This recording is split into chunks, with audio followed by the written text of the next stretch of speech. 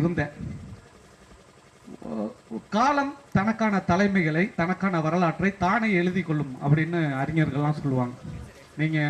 நீங்களா ஒரு தலைமையோ நீங்களா ஒரு ஆளுமைகளையோ உருவாக்க தேவையில்லை. காலம் தனக்குத்தானே தனக்கான அரசியலை, தனக்கான விடுதலையை உறுதி செய்யும். அதுக்கான தலைமைகளை காலமே உருவாக்கி கொள்ளும்.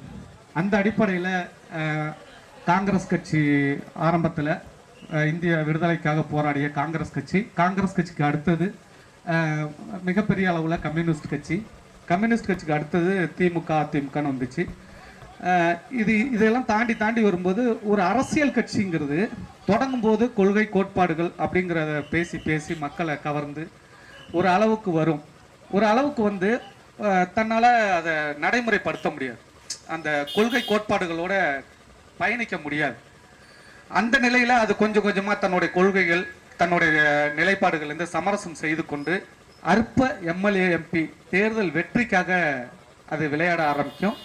அதன் பிறகு மக்கள் அதன் மீதான நம்பிக்கை இழப்பார்கள். குறிப்பாக இளைஞர்கள் தான் ஆரம்பத்தில் அந்த நம்பிக்கை இழப்பார்கள். அதுக்கு பிறகு அந்த இளைஞர்களுடைய பேச்சும் எழுச்சியும் மூத்தவர்கள்ட்ட போய் ஒரு கட்டத்துக்கு மேலே அந்த கட்சி வந்து வளர்ச்சியை நிறுத்திடும். அதுக்கப்புறம் அந்த கட்சி அழிவை நோக்கி நகரும். அப்படிதான் ஒவ்வொரு காலகட்டத்திலையும் உருவாகும். இப்போ எங்கள் அப்பாலாம் வந்து கம்யூனிஸ்ட் கட்சியில் இருக்கும்போது எங்கள் அப்பா சொல்லுவார், இரவுல அமாவாசை கூட்டங்கிறதே கம்யூனிஸ்ட் கட்சியில் தான் நடக்கும். அமாவாசை கூட்டம் ஏன் அப்படி நடத்தினாங்க அப்படின்னு நம்ம இன்னைக்கும் கூட்டம் நடக்கும், பகலில் வந்து அமாவாசை கூட்டம் நடக்கும். ஏன்ப்பா அது என்ன அமாவாசை கூட்டத்தை அமாவாசை அன்னைக்கு மட்டும் அந்த கூட்டம் ஏன் நடக்குது அப்படின்னா, அமாவாசை வந்து சுத்த சூழலாக ஊரெலாம் இருளாக இருக்கும். அந்த நாளில் தான் கம்யூனிஸ்டுகள் வெளியில் வந்து மக்கள்கிட்ட போய் கிராமமாக மக்களை சந்தித்து கம்யூனிஸ்ட் கட்சியோட கொள்கைகள் கோட்பாடுகள் எல்லாத்தையும் விதைச்சி அந்த ஒரு புரட்சிகரமான சிந்தனை மக்கள்கிட்ட தூண்டி ஒரு மிகப்பெரிய அரசியல் எழுச்சியை உருவாக்கினாங்க அந்த காலத்தில். இது மாதிரி கொள்கைகளும் கோட்பாடுகளும் தன்னைத்தானே மீட்டுக்கொண்டு ஒரு அளவுக்குள்ள வந்துக்கிட்டே இருக்கும். அப்படி வர்ற ஒரு காலகட்டத்தில் 2009 நம்முடைய தொப்புள் கொடி உறவுகள் தமிழர்கள் ஈழத்தில் அடிபட்டு, அடினா கொஞ்ச நஞ்ச அடி இல்லை, இன்னைக்கு ஈரான் இஸ்ரேல் போர் நம்ம பார்க்குறோம். அதை விட கொடுமையானது, ஈரான் நாட்டு மக்களை இஸ்ரேல் கொல்லும், இஸ்ரேல் நாட்டு மக்களை ஈரான் கொல்லும். ஆனால் அதுக்கு ஒரு படிக்கு மேலே போய் தன் நாட்டு மக்களையே கொள்கிற ஒரு சிங்கள இனவாத அரசு இலங்கையில் உருவானது. அதன் விளைவாக 1.25 லட்சம் மக்களை நம்ம இழந்தோம், நம்ம கண்ணு முடியே இழந்தோம். அன்னைக்கு அங்கே நடந்த விஷயங்கள்ல ஒரு சில ஆவணங்கள் நமக்கு கிடைச்சது, நம்ம அப்பப்போ பார்த்தோம்.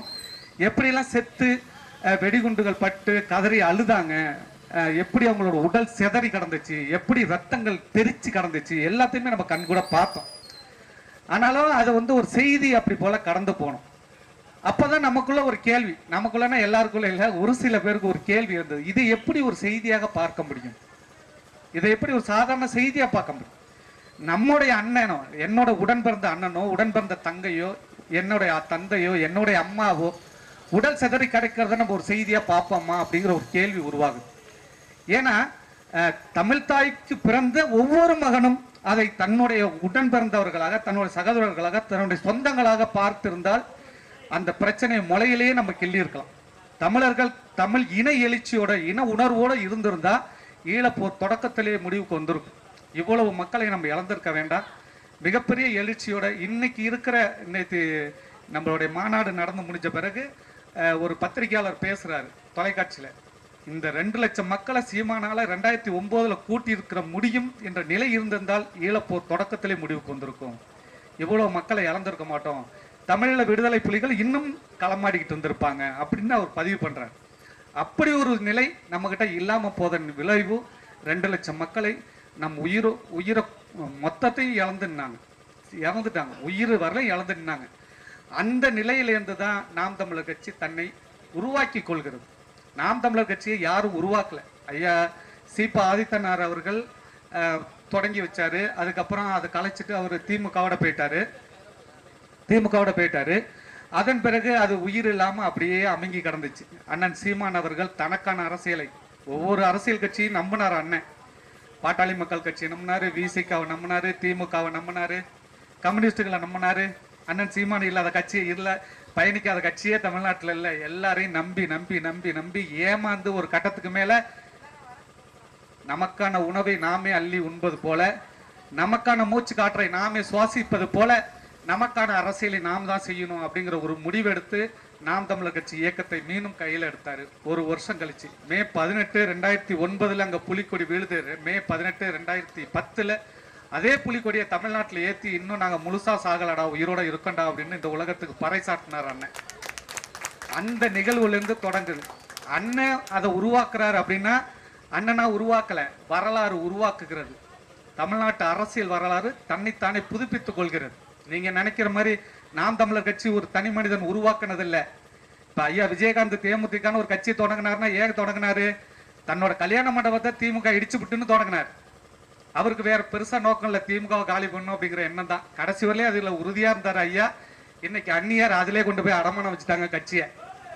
என்ன அதே போல விசிகான்னு ஒரு கட்சி மிகப்பெரிய எழுச்சியும் புரட்சியுமா இன்னைக்கு அண்ணன் சீமானே சொல்லுவாரு, நாம இந்த அளவுக்கு தமிழ் தேசியம் பேசுறோம்னா அதுக்கு காரணம் அண்ணன் திருமாவளவனும் அண்ணன் ஐயா ராமதாசும் அப்படின்னு ஒரு பொதுவான கருத்தியல் அண்ணன் சொல்லுவாரு.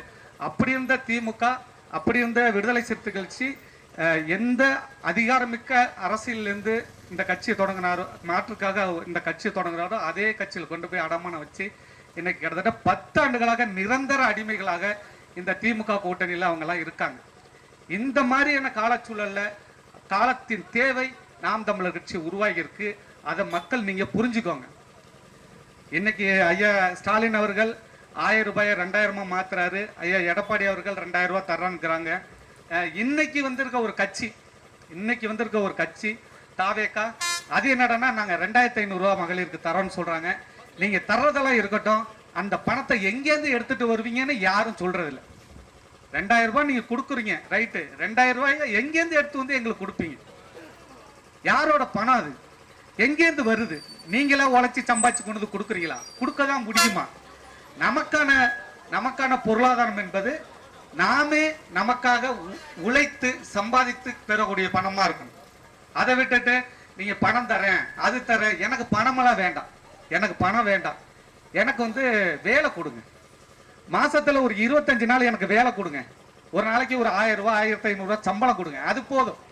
அதை கொடுக்கறதுக்கு வக்கத்தை, அதை கொடுக்கறதுக்கு திராணி இல்லாத ஒரு அரசு எனக்கு மாசம் 2000 தரேன், மாசம் 3000 தரங்கிறது நம்மளை ஏமாத்துறதுக்கு சமம். அதை மக்கள் உணரணும். பணம் கொடுக்கறான், இலவசம் கொடுக்கறான்னு இந்த அரசியலை பார்க்காதீங்க. அரசியல் என்பது வியாபாரம் கிடையாது, முழுக்க முழுக்க மக்களுக்கான தேவையும் அதை சார்ந்த சேவையும். அதை என் மக்கள் உணரணும். தேவையில்லாம மக்களாகிய நீங்க அரசியலை என்னமோ ஒரு பொழுதுபோக்க பார்க்காதீங்க. தேர்தல்னாலே ஒரு திருவிழா அப்படிங்கிற மனநிலை தாண்டி தேர்தலுங்கிறது நமக்கான அதிகாரம்ங்கிறத என் மக்கள் உணரணும். இல்லைன்னா இந்த அரசியல் மாறாது. காலம் நமக்கான ஒரு வாய்ப்பை உங்களுக்கு கொடுத்துருக்கு. அதுக்கு முன்னெல்லாம் எல்லாரும் போய் திமுக கூட்டணியில சேர்ந்துக்குவாங்க, எல்லாரும் போய் அதிமுக கூட்டணி சேர்ந்துக்குவாங்க. வேற மாற்றுன்னு ஒண்ணு தமிழ்நாட்டு அரசியல் இருந்திருக்காது. இந்த நிலையில நாம் தமிழர் கட்சிங்கிற ஒரு மாற்று அரசியல் கட்சி 2016 தேர்தல் காலத்துல உங்களுக்காக, உங்களை நம்பி, உங்களோட கிட்டத்தட்ட 10 ஆண்டுகள் தனிச்சு மக்களோடு தான் கூட்டணி, வேற எவனோடைய கூட்டணி இல்லைன்னு தைரியமா துணிச்சலா நிக்கிறாங்க. அதுக்கு இடையில எவ்வளவோ அவதூறுகள், எவ்வளவோ எதிர்ப்புகள், எவ்வளவோ தடைகள் எல்லாத்தையும் தாண்டி தனி மனிதனாக அண்ணன் சீமான் அவர்கள் ஒரு மிகப்பெரிய அரசியலை, ஒரு கருத்தியல் அரசியலை இந்த மண்ணில் விதைத்து நடத்தி கொண்டிருக்கிறார். மக்கள் அதை அங்கீகரிக்கணும். அங்கீகரிச்சிருக்கீங்க, நாங்க இல்லைன்னு சொல்ல வரல. 5 பைசா பணம் வாங்காம, குவார்டர், கோழி பிரியாணி எதுவும் இல்லாம 36 மான தமிழ் பிள்ளைகள் நாம் தமிழர் கட்சிக்கு வாக்கு செலுத்தி வலிமைப்படுத்திருக்கீங்க. அதுல நாங்க மாற்று கருத்து சொல்லல. ஆனால் இது இந்த அதிகாரத்தை அடைவதற்கு போதுமான அது இல்லை. அதனால என் மக்கள் நாம் தமிழர் கட்சி வெல்லணும், நாம் தமிழர் கட்சி வெற்றி பெறணும் என்கிற உணர்வோடு பெருவாரியான மக்கள் நாம் தமிழர் கட்சிக்கு வாக்கு செலுத்தணும்.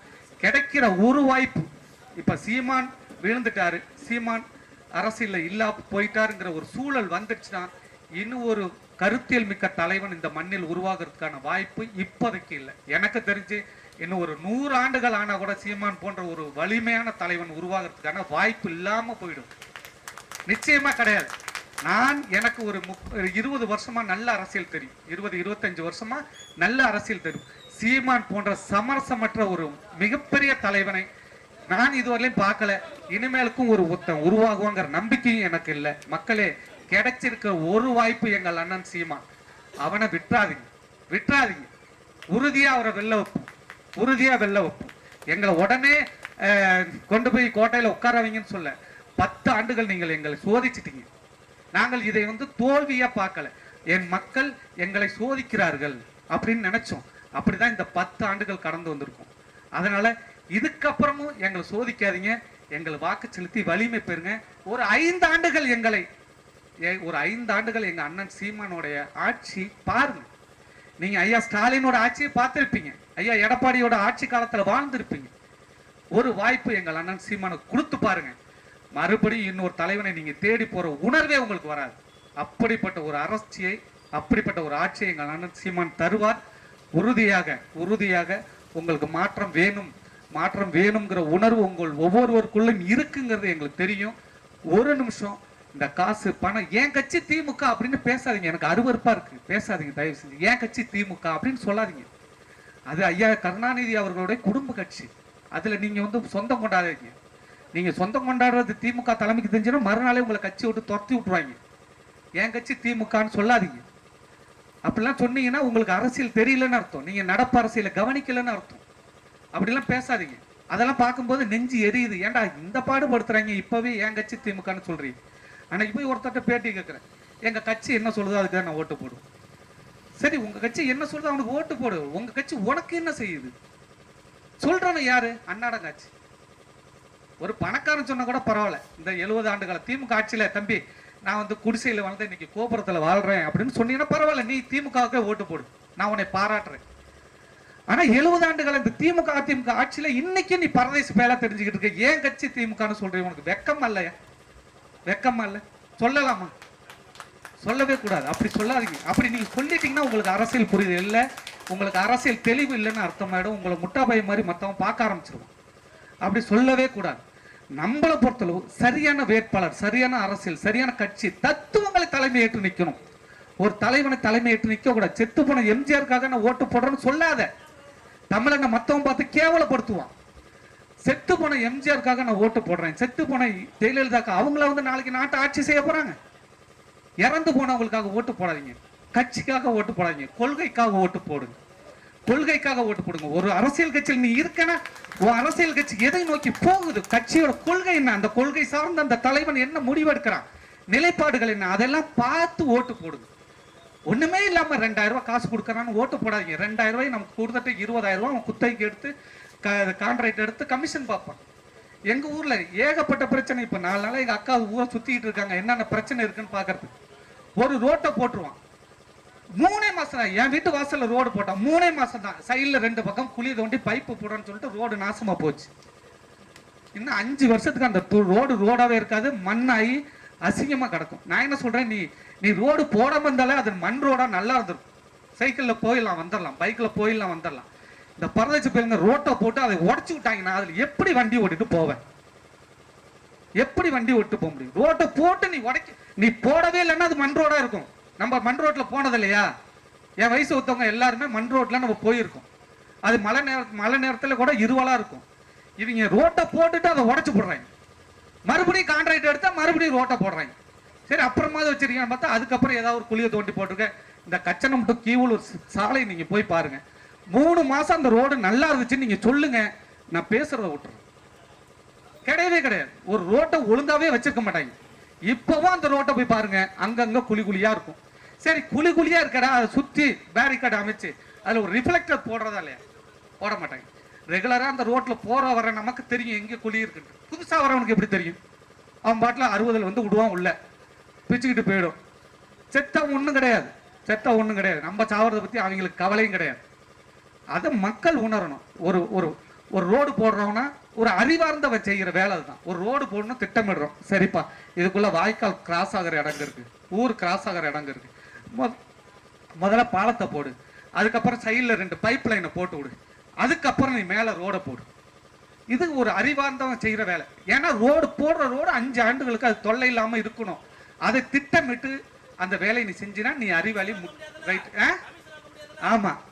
இவங்க உடச்சு விட்டு போட்டு கமிஷனும் வாங்கணும், ரோடும் நாசமா போயிடணும், எல்லாமே நாசமா போடணும். அது சம்பாதிக்கிறது மட்டுமே அரசியல் நினைக்கிற முட்டா பயிர்களுக்கு ஓட்டு போடாதீங்க.